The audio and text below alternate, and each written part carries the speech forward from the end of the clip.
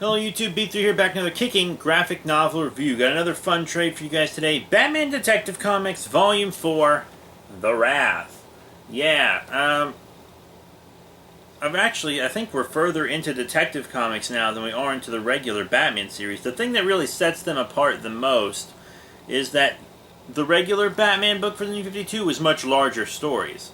And the Detective Comics book is much smaller stories. Like, there are multiple stories in this one volume, whereas in the Scott Snyder Greg Capullo Batman run, it was really one big story for each volume. Except for Volume 6, of course. But, yeah, Detective Comics Volume 4, The Wrath. I'm going to read you the back first. A brutal murderer known only as The Wrath has invaded Gotham, declaring an all-out war on the GCPD and mystifying Batman, the city's caped crusader at every turn. Between the menace of Man-Bat and the avarice of Emperor Penguin and the onslaught of the crazed cop killer, Gotham City and the people who protect it, whether in uniform or in costume, may never be the same. Acclaimed multi-Eisner-winning writer John Layman is joined by artists Jason Fabok, Andy Clark, and a squad of talented creators for Batman Detective Comics The Wrath. Collects issues 19 through 24 and Detective Comics Annual Number 2. An arresting epic of violence and vengeance. Yeah, pretty cool. $24.99 for the hardcover. $16.99, I think, for the paperback. Invoke the Wrath. There's little doubt that the Batman is Gotham City's most famous protector, whether battling back a contagion that turns ordinary citizens into monsters out of a nightmare, matching both brain and brawn against the ambitious crime lord who targeted heroes and villains alike, or using every ounce of his martial arts expertise against an assassin with mystically murderous abilities, the Dark Knight will do whatever it takes to save his city. But behind the bat stands the badge. The men and women of the Gotham City Police Department put their lives on the line every day to protect the innocent and bring the guilty to justice. And now those lives are being taken like never before by the emergence of a serial cop killer known only as The Wrath. So, lots of different stories in this one. First up, people on the streets of Gotham are turning into man-bats. There's a virus turning people into man-bats, and Kirk Langstrom stops it by turning himself into a man-bat, and then it kind of released this thing. It was a little confusing, to be honest. But it turned everyone back to normal except Kirk Langstrom, who turned into a bat, and then his wife was like, the only way to find him is to also be a bat, so she kind of made her own bat formula and turned into one to find Kirk. Then I'm just going to tell you their whole story. So it turns out Kirk Langstrom got addicted to the bat formula, kept taking it and flying off into the night, basic man-bat stuff. And then there was a time where he turned into man-bat without even taking the formula. And there were all these murders happening around Gotham that seemed like they were done by the Man-Bats, but he couldn't remember doing them, even though he could remember doing other things. Because he used, like, a fruit bat or something for his bat. But it turns out the bat his wife used was a vampire bat, right?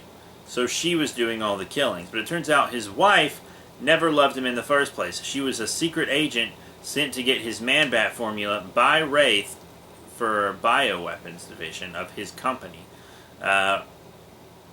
And then she just got addicted to the formula and enjoyed the freedom of it. All pretty crazy stuff. But Emperor Penguin also is the one who released the formula so that he could test it and then turn himself and then refine it and turn himself into kind of a man-bat, but he doesn't have wings or anything. It's just mostly increased strength and durability for him in a more... he looks like a dark elf kind of now. I'll show you what he looks like, actually. That motherfucker right there. After his refined man-batting. See, kind of dark elf looking? Yeah. That's that Thor Gucci.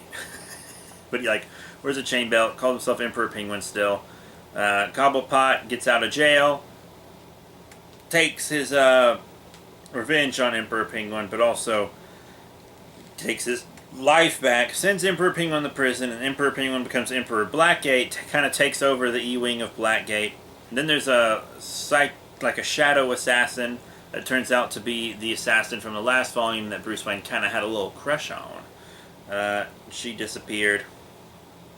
It's just a quick story. Harper was in it for a bit. This is before she was Bluebird. But yeah, lots of these are kind of split up. all around. And then there's the story with Jane Doe. I did not know that Jane Doe didn't have skin in the New 52. She doesn't have any skin. It's all muscle. Last time I saw Jane Doe in a book was Life After Death, where last book I saw her in where she actually did something. Batman Life After Death. That was back when Dick Grayson was Batman, and she had plenty of skin in that book. She didn't have any skin in this one. But she took over Harvey Bullock's life and made him watch as she became a better Harvey Bullock than he could ever possibly be. Pretty crazy stuff. Pretty crazy stuff. And then Wraith, this cop killer, with Batman-level martial arts ability, Batman-level tech, maybe even more high-tech than Batman, turns out to be a big business guy who was trying to buy Wayne Industries to get his hands on Batman's tech. He kills Scorn, which is another cop killer that was working under him. But Batman and the GCPD eventually take him down. The GCPD get the final shot on him. They lock him up. And they get him to justice for his father, because the reason he hated the cops was because they gunned down his dad and then kind of pinned a crime on him that he didn't commit. But Gordon fixed all that. And he's like, I don't care, I'm still going to kill all the cops when I get out of here, and blah, blah, blah. And then Emperor Penguin seemed to, like, recruit him. And it was pretty cool. I actually really enjoyed it. They didn't do this big reveal that, he's Wraith, because you totally can see, you can definitely tell who it is. It's, like, really obvious who it is. But that's fine. And then in the back, it shows Bane getting this kind of ward council together of sorts to go fight and kill the Court of Owls. Bane has a big problem with the Court of Owls because they stopped him from getting a dirty bomb from Gotham right before the Night of the Owls. And he wants to get revenge on the Owls, kill them, and then go kill Batman and take him for Gotham City like he always wanted.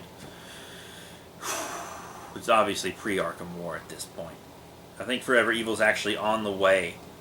Volume 5, I think, will be around the Forever Evil time. So, that's next. I will be doing Volume 5 soon. I will be doing Volume 6 as well. I don't have any volumes after that yet, but I'll get to them. I'll be doing more Green Lantern. I'll be doing Supergirl stuff soon, All-Star Batman, and that's just DC stuff that I want to get to.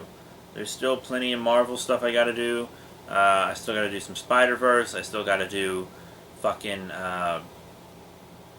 Spectacular Spider-Man. I still have to do Champions, Miss Marvel, Captain Marvel, all kinds of stuff. And I also have other books too, like Mighty Morphin Power Rangers and Witches, that are from others like Boom and Image. But yeah, that's it. So if you want to see any of those coming up, just let me know. I've been reading a lot of Batman, Detective Comics, and other Batman stuff recently. I might move on to some Batman The Dark Knight, and take a pause on Detective Comics. I don't know. You guys let me know what you want me to do, and I'll try to hop on it. So that's it. Thank you all once again for your support. Remember, rate, comment, subscribe. Check out all the links in the description below, Facebook, Twitter, etc. And I'll be seeing you all later.